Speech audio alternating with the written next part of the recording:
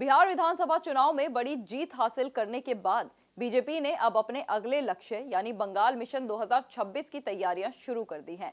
Party अगले साल होने वाले पश्चिम बंगाल विधानसभा चुनाव को लेकर बहुत उत्साहित है। इसी तैयारी के सिलसिले में बीजेपी के राष्ट्रीय अध्यक्ष जेपी नड्डा के दिल्ली स्थित घर पर एक डिनर मीटिंग हुई। इस बैठक में गृह मंत्री अमित शाह और कई अन्य बीजेपी नेता शामिल हुए। इस दौरान अमित शाह ने पार्टी के कार्यकर्ताओं और नेताओं को बिहार में मिली जीत पर घमंड न करने की सलाह दी और कहा कि अब उन्हें पूरी तरह से बंगाल चुनाव के लिए जुटना होगा। गृह मंत्री अमित शाह ने साफ तौर पर कहा कि अब आगे हम लोगों को बंगाल की लड़ाई के लिए तैयार रहना है।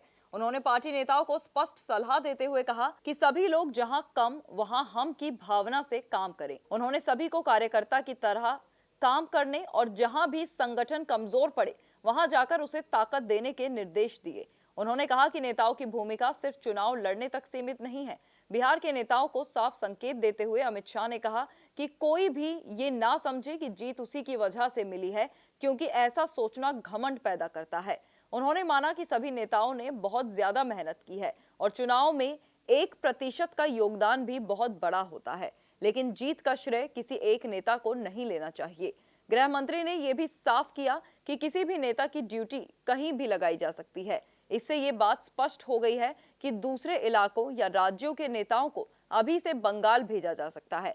इसके अलावा पार्टी विधानसभा स्तर से लेकर बूथ स्तर तक कहीं भी किसी को भी तैनात कर सकती है।